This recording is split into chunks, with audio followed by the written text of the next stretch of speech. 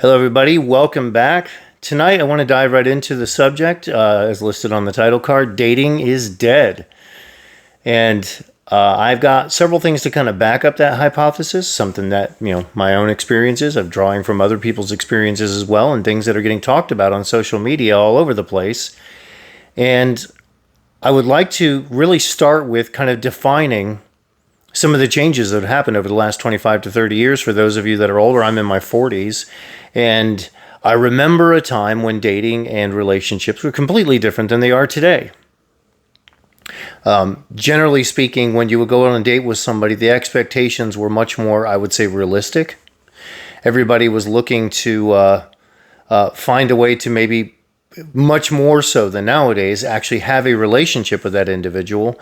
There was not really any such a thing, not on the surface anyway, as hookup culture that we have today. And the hedonism of it all and the overreaching demands just didn't exist. Now, however, it is, for the most part, gotten to a point to where it has degenerated so far that most people will never have a meaningful, close, loving relationship that actually is built on mutual trust and respect. And my personal opinion on that kind of stems from a few things. I believe that our society has been aiming towards a breakdown of the relationship, a breakdown of marriages, a breakdown of relations between men and women, to where much like the rest of society getting damaged from everything from our food supply to our economy and everything else, the nuclear family has been under attack massively. And I know this might sound a bit, like a conspiracy or like I'm subscribing to that, but hear me out. If you break the bonds between men and women and make it so that they are unable to trust each other because you've made infidelity, hooking up, sneaking around, and sexual activity so basically like, I don't know how to best describe it, recreational. Recreational would be a good word. You've made it so recreational and not something special and unique centered in a relationship that's committed and loving, like a marriage back in the day. When you do that, you cheapen that to where there is no fidelity. There's no value to it because it's being handed out to everybody. And when that sort of thing happens, the men and the women, they stop trusting each other. And let's get right down to this. This isn't just women doing it. There can't be just one side doing this. There are men that are running around, that are being players, that are running around, getting involved with women all over the place, doing all the sleeping around, doing all the screwing around. We know that, if you've watched any studies about dating sites, it's usually the top 5 to 10% of men on those sites that are getting all the hits from women. And those guys are pretty much going after it like crazy, or at least they have been. I've now seen some recent studies that shows that even that has started to slow down. So if there's a massive rift between men and women to where there's just a destruction of trust and a destruction of closeness and fidelity, then ultimately there will never be a functioning family unit. The two of them can't form together as a cohesive team to raise a family, build a life together. Each one bringing their own talents and gifts to it, the men bringing their own, the women bringing their own, because we do certain things that women can't do, and women bring certain things to the table that we can't do. And we need each other and we complement each other, and it seems like there's been a very deliberate attempt to get rid of the reality that we actually complement each other and our differences make us strong. So when it comes down to that, how can there be any real dating or future for men and women when essentially, and this is from a lot of other podcasts and things that I've watched, women are coming to the point where they believe that they need to be opportunistic towards men. They need to figure out what they can get from you in any given situation. They, at the same time, want to be able to chat with other men and be involved with other men at the same time, yet want you to somehow be in some sort of a committed situation with them, or even maybe they're attempting to sort of be more honest about it and actually tell you up front, oh, I'm talking to all these people and doing all this stuff, but then they're sleeping with multiple men as well. And the same thing with the men. Many of the guys that are the top 10, top 5%, they're doing a lot of sleeping around and screwing around and doing all this stuff. So the women are, in many cases, going after these types of men, getting denied a relationship ultimately in the end because those men don't want to mess with those women because they're doing the same thing that they're doing. So if everybody is out there practicing infidelity, practicing hookup culture, practicing all of the hedonism that's happening with all of that, it is inevitable that all of it's going to fail. It's just logical that it's all going to fail. And the one big ray of hope that I've actually been seeing is I've noticed that a lot of young men, even young women, especially, millennials, Gen Zers, they're starting to realize that there is a huge rift of the way that they think things that should be, and they're noticing that it's just gone down to a downhill completely, and it's absolutely horrible. In other words, they're feeling the emptiness, I would say, of what it's like to have fun time and playtime with people. I'm trying not to use certain words. I don't want to get flagged by YouTube, but they're feeling what it's like when you do that and there is no loving commitment and you actually don't mean anything to that person, because sex is basically a recreational activity that either party just does with anybody at any time, which would negate any reason to have a relationship and also makes that meaningless, completely meaningless. If it's handed out to everybody and it's recreational and everybody can have it, then it's meaningless. There's nothing special about it at all. And they're coming to realize that there's supposed to be a depth. There's supposed to be a connection there when something like that happens between two people. And I have to say that even for myself, I was married before, got divorced, went through years of dating, and even I had to get to a point where I didn't completely realize what was happening, but I kind of sensed the effects of it. And even I had to get to a point where I realized, okay, I've got to pull away from this. I've got to basically reset myself and come back to a point where I'm actually dating with purpose. Because so many people, they're scared out of their minds to actually say when they go on a date, here's what I'm looking for, here's what I want to do. Or they might even espouse some of those beliefs by claiming, I'm looking for a long-term relationship or maybe even a marriage at some point. But the reality is the practice of how they behave themselves outside of that, going to clubs, dancing and grinding all over other people, chatting up other people behind your back. They continue to do something basically where they're just acting single when they're not supposedly single anymore.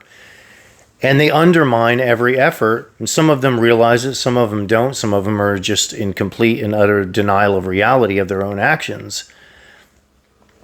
So I guess what it comes down to as we're talking about all this, you might say, well, this sounds all horrible and sounds like there's really no hope, maybe a ray of sunshine that some people are beginning to realize that it happens. But what kind of answers can there be for anybody that ever wants to find a relationship? To tell you the truth, it is going to be few and far between. I've learned that from so many different sources at this point that it's very, very difficult to lock down somebody that you're going to date, especially in Western culture where there's going to be fidelity, truth, and honesty between the two of you, faithfulness all the way across the board. And really the shocking thing about that is that's the bare minimum, but it is everything. If you don't have that, you don't have a relationship. If you don't have that trust, you don't have a relationship at all. You have nothing. Basically, you're just buddies that are hooking up and friends with benefits. And so if you're going to look for something like that, and my own experience has been, since I've been dating the last few years and actually found somebody that I've been able to have a good, stable relationship with, you have to come to the realization that there's never going to be such an established trust that no questions can be asked. It is a day-to-day process that you have to earn that trust every single day by not suddenly having huge missing blocks of time that just seem very odd. by not getting into a position where you have things that are on your phone or your computer or your tablet that you can't show the other person, because if you do, you shouldn't be in that relationship, and the same with them, vice versa. And you have to watch out for those warning signs of, are they pulling away? Are they showing distance? And be prepared to act on it.